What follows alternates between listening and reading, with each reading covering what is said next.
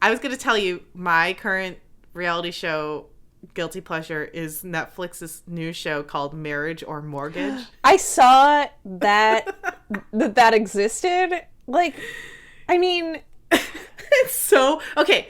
Premise. I need to know. I haven't actually watched it, so young couples, and they have queer couples too, which I love. They have lesbian and gay couples as well as straight couples, which you love that, and racially diverse as well. So the couples come into the show. They have so much money in savings, and they can either spend it on their dream wedding or a down payment for a house. And they're basically at this crossroads of their lives. And then there's a real estate agent, a realtor, and a wedding planner who are very sassy, like Real Housewife type characters, who try to show them like the best things of their, industry and try to win them over, get them to choose their side at the end. Very like HGTV-ish, like, reality. Yeah. Right. It combines love it or list it. It's amazing. It's for like your life. Yeah, it's like, dream wedding planning on top of real estate porn. Like, it's kind of two of my big interests right now. Yeah, but they successfully combined two things, except two things that you absolutely should not be picking between.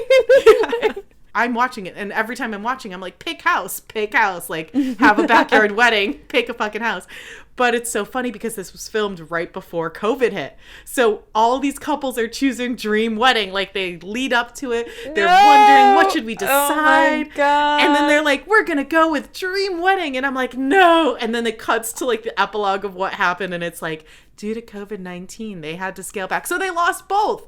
Like, they lost both the house and their dream wedding. And it's so sad. But also, like, I cracked up the first time it happened because I was like, I wasn't expecting it. And the irony, like, the sadistic, sad, bittersweet irony of it. Oh, it just... That is so horrifying. so fucked. It's so fucked. Oh my God. Yeah. All right, should we do this thing? Yeah, let's do it. Welcome to Witchcast! 'Cause it's Witchcast. I'm Kate. I'm Emily. And this is the Witchcast podcast. Yes, we are your hosts of this, the Witchcast podcast. A podcast about becoming witches. Yeah. We're learning and growing with you. Yeah, absolutely. Yeah, we are growing, expanding further into our witchy space. Like a big ball of gas. Like a big ball of mystical gas. Today we're doing just like a little mini episode because Kate is in the middle of moving and I'm in the middle of editing a video, and we just life is crazy, guys. This is what we need, and we know that you'll accept it because you're a wonderful group of humans. Yes, thank you, by the way. Our listeners are so nice. We've been getting such lovely messages. The best people on earth. It makes me so happy. Yeah. Yeah, I'm currently surrounded by boxes. I was going to unblur my background so you could see. Oh, yeah. That is stuff. Yeah. I hate it. I hate packing so much. Yeah. Moving is chaos. And not the chaos magic good kind of chaos. No, not the good kind of chaos magic. No. Yeah, so... And you're in the middle of editing a video. I'm very excited. When do you think it's going to drop? Okay, so making promises. I tried to make a whole St. Patrick's Day meal over this weekend, and I'm trying to edit it all before St. Patrick's Day on Wednesday. That's fast. Which is honestly ambitious. I have a rough assembly done, but also we had all sorts of tech issues, so I think I'm going to have to separately record either a VO or a little intro and conclusion of me just so that went all right. Oh no. I'm sure it'll be great. I'm so excited to watch it. I love your videos. Thanks for watching. Everyone check out Emily's YouTube. Yeah, come watch my video instead of this week, I guess. Or listen to this and then go watch Emily's obviously video. Listen to this, but then go watch my video. Yeah. To joy. Well, speaking of St. Patrick's Day, that's the little tidbit we wanted to talk about today, right? Yeah, the topic of our little mini episode is St. Patrick's Day and paganism. Which we've never really unpacked before, so... Yeah, I had honestly never thought about it. And here I am, now thinking about it. Right. I will say, I hate St. Patrick's Day in the city. Like, I hate the crowds, pre-COVID times, the crowds of really drunk, loud people all celebrating just for an excuse to get... It's basically Santa Con. Pretty messy. Yeah, it's green. Like, yeah, if you know what Santa Con is, St. Patrick's Day is just like that, if not a little bit worse, and like very green. Yeah, like the standard St. Patrick's Day in New York is that you go outside and you come in from wherever you live in like the normal parts, and if you have to go through Manhattan, you will see vomit, even if it's 8 in the morning. Like, first thing in the morning, there's already vomit. So gross. I think if that's one thing we could... Yeah, drunk people in Kelly Green t-shirts. What were you going to say? Oh, God, yeah. No, I was just saying, I think if there's like one thing we could maybe keep about the pandemic is let's not do those kind of mass... Yeah, maybe we don't need them anymore. Maybe they're like a little dangerous for possible pandemic reasons. Yeah, who wants bodily fluids out on the sidewalk, really? Let's just assume that they're a bad idea going forward and not check the science on that. Totally okay with you having a fun party with a close group of friends, going to one bar, drinking responsibly. Preferably, you can still celebrate. Yeah, exactly. Yeah. Just don't be gross. Celebrate responsibly, And I will say my dad is Irish. I grew up with a lot of Irish food. We saw Matt's family this weekend. I had so much corned beef and cabbage. That is one of my favorite meals. Boy, yeah. Love it. We call it a boiled dinner at my house. Yeah. So good. Yeah. So that I love. I love corned beef and cabbage. Yeah. Yeah. Yeah. I agree. I feel like, I don't know. There are a lot of different kinds of St. Patrick's Days out there. There's like, I mean, in Ireland, it's really mostly like a serious Catholic holiday, or like I think with most Catholics, it's kind of like an actual Saint's Day, where like a lot of people who have Irish American and family-ish stuff will do like soda bread, corned beef, like at home family dinner kind of thing. And then there's that third iteration, which is people getting wildly drunk. Right. But all of these things, where do they come from, Kate? I had no idea. So we started reading some articles, and there's one that maybe we will share. Yeah, I can post it on our website. Yeah. Yeah. Or if you want to just Google it, it's from metro.co.uk, and it's called How a Pagan Celebrates St. Patrick's Day. And what I learned is... So we talk about St. Patrick's Day being about St. Patrick. If you're from that sort of Catholic thing, it's about him driving the snakes out of Ireland and like celebrating the great saint who made Ireland Catholic instead of pagan like it was before, which is not really the kind of thing that we would now probably celebrate. Right. Like, cool, a new religion came in and stomped out the old one. To be fair, we still have Columbus Day here in the States, so yeah, true. We've got a long way to go. Yeah. Listen, not unprecedented. Exactly. But in case you're wondering what St. Patrick's Day is all about, and apparently, according to this article at least, the snakes, which I'd never thought about under any circumstance. Yeah, me neither. May be a metaphor for the pagans and the Druidic priests that they drove out of the country. Damn metaphors, they get you every time. They get you every time. Yeah. Now, there is sort of like a double thing here, though, which is that, like, on the one hand, the St. Patrick's Day for St. Patrick has all this icky stuff around it, but also most of the saints' days came from other existing pagan holidays. Like, they were put on top of existing pagan holidays. So if you wanted to, you could be like, well, probably somewhere beyond all of this, there was some sort of Celtic ritual around now. It does line up with... Is this the one that we were talking about last time when we were going over in bulk? Yeah, the Wheel of the Year has one Ostara. I was going to say, is it Ostara? Yeah, which is, like, also at this time. But also, I don't know what the hell Ostara is. But, like, who cares? We'll get in. We'll be covered in a future episode. Who cares what Ostara is? It's who cares that I don't know. I don't know. Well, yeah, I was just going to bring up this rings very familiar since we just talked about St. Bridget's Day or St. Bridget's Day with our in bulk episode. Yeah. Yeah. Another example of the Christianity complex, colonializing, pagan holidays. Yeah, and we can assume that it was probably like some sort of springy ritual, because that's what we're heading towards. And a lot of pagan religions celebrated this sort of like start of the year. You get like the Imbolc, Bridget's Day kind of thing, and then it's, you know, we're growing, we're moving towards green. Daylight savings time happened. They didn't know about that, but we know. Yeah, exactly. Yeah. I thought this article was really cool because I never really thought about it, to be honest. I mean, you know, like I said, my dad's Irish American, but like we were Catholic, but like, you know, it was more casual. We went to church once a week and like we ate the food. But it was really interesting that St. Patrick's name wasn't even Patrick.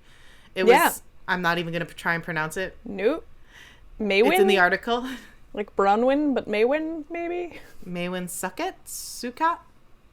Anyway. Google it. But, you know, that all these legends kind of were given to him after death, and then he became St. Patrick. It was this, you know, as we found with a lot of our history, things, you know, what happened actually in reality is not necessarily what we believe to be true today.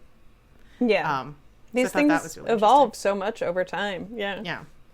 And it was neat that this Metro UK newspaper, for what it is, interviewed like pagans about what they do for St. Patrick's Day and how they feel about it. Because isn't the Metro, I mean, no offense, but isn't it known as kind of it's a little bit more like the New York Post, you know? Yeah, it's probably a little more New York Post. So, cool, I mean, listen, grain of salt, but like neat quotes in here. I would say definitely go check out the article if you're interested. And yeah, do a little bit of research if you want. We're literally just doing a tiny episode because we've both got just too much on our plates, and sometimes that's how it is. Yeah, yeah.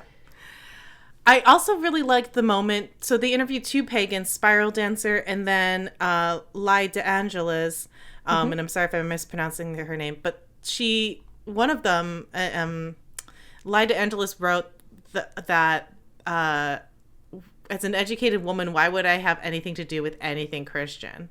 I despise the history of brutality and the brainwashing that still occurs. And then goes on to list a ton of, not a ton, but several examples of really awful things that that people have done in the name of Christianity, I should say. And I was like, wow, yeah, you know, of course I'm a lapsed Catholic, so I'm all about like, down with the man kind of thing. Yeah, take him down. And there are a lot of Catholic and Christian witches out there. You can be both, and not to, I don't think, you know, poo-poo on anyone's religious beliefs, but I did think that was like something I paused for a moment and was like, I need to, you know, I'm always trying to re-examine my relationship with the status quo, with the majority, you know, mainstream school of thought, you know, when it comes to everything, which makes me really fun to be around. But it's also, I mean, it's interesting. It's interesting to think about, like, why we do things. I mean, like, I would go out for a beer on St. Patrick's Day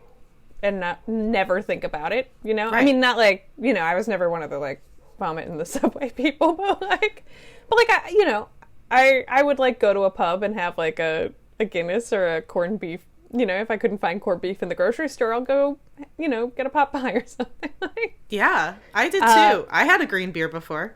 Yeah. And, like, I may well again. But it's good to know a little bit behind whatever you're doing. Education. Both in terms of, like, you know, not being like, happy luck of the Irish Day to ya! Where's your leprechaun? Like, don't do that.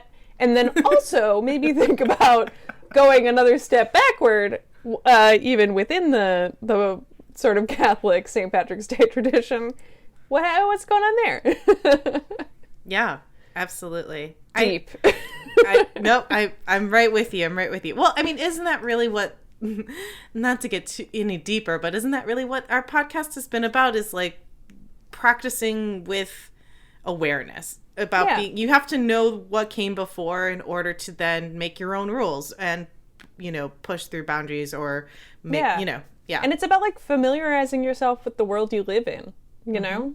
To me, it's like, this has been there all along, so, like, why not learn where it came from? Who wanted it in the first place? And, like, why we do it, or should we do it? And, you know, ask those questions. Whatever it is. Yeah. I think that's great. Side note, that makes me think one of my new TikTok channels I follow is this girl who talks to herself, like, as two different characters, but she basically dismantles the origins of childhood nursery rhymes and songs, and they're is it the one that kind of, like, looks like she's crying? Yes, yes, yeah. And she's just, like, horrified because they're all, like, have terrible origins, like, just either incredibly racist or rooted in the plague of some sort. Like, yeah. She lives in a shoe. You gotta go watch it. It's so good. Well, I'll link that in the website too. I'll link to her channel. She's very talented. I think it's very funny in a dark way. But yeah, it's like, wow, you sing these songs growing up, you never think where they come from. But as we know as witches, words have meaning, right? You know, it's good to know where meaning. The origins are. Yeah. Real quick, I think we should do an episode on Ostara, but I'll also link to some of our friends who post a lot about these more, what are they called? Equinoxes? Like, they're like the wheel of the year, the various... Yeah, I'm making a wheel motion with my hand right now. But we have a lot of really experienced witchy friends who you've heard as past guests who do really great Instagram posts about each of these kind of tent poles, if you will. So go follow them. But also, yes, you were right. Ostara is the time of the vernal equinox, the 21st of the month of March. So basically the spring equinox for the Northern Hemisphere. And it's to mark the beginning of spring and warmer, sunnier days.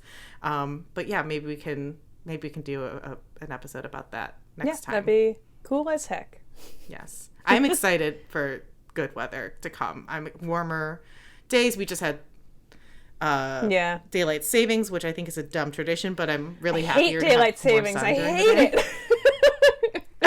Okay, can we quickly talk about that? Because I do too. I think it's stupid. Why do we have it? I actually was thinking about posting on Twitter and being like, are any of you farmers? Can you tell me if this actually helps you? They don't even do it in Arizona. Did you know they don't do it in Arizona? That's what I was saying to Matt. I was like, they literally had the exact same conversation this weekend. I was like, they don't even do it in Arizona. If you ever needed any more proof that time is a fucking construct, look at daylight savings. Like, no other country does it either. We're the only ones. Canada does it, I think. Oh, okay. Yeah. Well, not every country does it, and not even all the states do it. So it's like, actually, I think Europe has a version of it also, but it happens at a different time, which is very confusing. Oh, yeah. It's just like, what? Why? It's dumb. It's dumb. Just keep time consistent. I'd say let's toss it out. Why do we all have to agree to spring forward? What if we just did stay put? Let's just stay here. I know. It's just, I don't know. It's dumb, but I will say I am happier to have longer days. Yeah. But we could have just kept it the whole time. But yeah, whatever. They'll get longer anyways. Yeah. So yeah, St. Patrick's Day. I also, by the way, it's on the 17th. So it's Wednesday. Yes, the day before 17th. This releases. Yeah. And maybe do a little, look up some pagan ways, some Druid Celtic inspired pagan ways to celebrate, rather than drink green beer, or you can do both. Yeah, or like if it's part of your tradition, then fucking like get that green on your altar and like drink a beer and just push forward into the world. We're all doing the best we can. Exactly. I was actually thinking, even though this is like a little mini episode, do you think we could pull a Druid card from your deck? Yeah, totally. Okay. It's one of the only like Druid-y things we have, I feel. You hold that area down tight.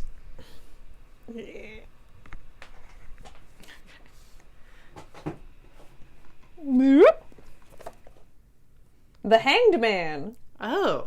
And look at this. Is that very his St. Patrick-y. Yeah, it is fully his wiener and nards. His Frankenbeans. Frankenbeans. I love it. That's great. Wow, the Hanged Man is a very apt card, I feel like. All right, the Hanged Man. The message. Go deeper now, and let go of your striving. True freedom and independence are found through surrender. Keywords: reversal of values or attitudes, patience, surrender or sacrifice, peace, independence. Meaning peace, understanding, and patience. The seeds of inspiration may soon be harvested in a period of successful creative activity. You could experience deep feelings that seem to have little to do with your everyday circumstances. Always, am I right? As your inner awareness and sensitivities develop. Letting go of expectations in order to discover more about a particular situation. A radical reversal of values or attitudes. Yeah. Yeah, I think that's great. Honestly, Biddy says a lot of the same things. I'll just mention one additional note is the Hanged Man is your invitation to welcome these pauses, whether they, are involuntary or involuntary, with open arms and surrender to the what is, even if it's different from what you expected. Take time away from your routine to connect with a new way of thinking and seeing. Yeah. I hate doing what the Hanged Man wants me to do, but I also feel like it's so necessary. Especially with this move, we're also trying to adopt a dog. Like, hey, there's I forgot. Lot going on. We want to buy a car. We have a wedding coming. Like, there's so much life stuff happening, and I have to keep reminding myself, like, just kind of let the universe handle it. Like, be proactive, obviously, do the work. Like, but when we were looking for apartments, there was like a lot of drama and going back and forth. Should we get this one? What's the right decision to make? And I think sometimes you have to just trust that things are going to work out, and what you're meant to get, you'll get. Yeah. I had a boss that would say it'll declare itself and stuff like that. And honestly, that has stuck with me. Yeah, I really like that as an attitude, which is like, sometimes it's not worth worrying about. Sometimes it'll declare itself. It'll just tell you, I love that so much. That's great. That's great. She's a cool lady. She is a cool lady. She's not dead or anything. She's alive. I just don't see her anymore because I don't work there. Gotcha. Anyway. Okay, well, so hopefully next week we'll both be a little bit more settled and able to come back again. We have some more fun episodes planned, though. So yeah, we have some guests coming up. Yeah. We're gonna be back soon. We're trying. And thanks as always for being here. Yeah. Follow us on Instagram at Witchcast Podcast. You can email us at witchcastpodcast@gmail.com. And of course, if you like us, please, we'd love it if you don't mind giving us a little. If you've got the time, give us a little rating. Give us a little review on Apple Podcasts. Apple Podcasts. Why not? It's the one called Podcasts on your phone if you have an iPhone. Yes, exactly. It is confusing. But clear. It helps other people find us, and we really appreciate it. Yeah. And it makes us feel good. Makes us text each other and say, hey, did you see this? Yeah. Or usually just a screenshot and then a bunch of emojis like heart eyes, star eyes. So you could do that for us. It's like a little burst of serotonin. Yeah. Oh, yeah. And until next time, Hex yeah! 'Cause it's Witchcast.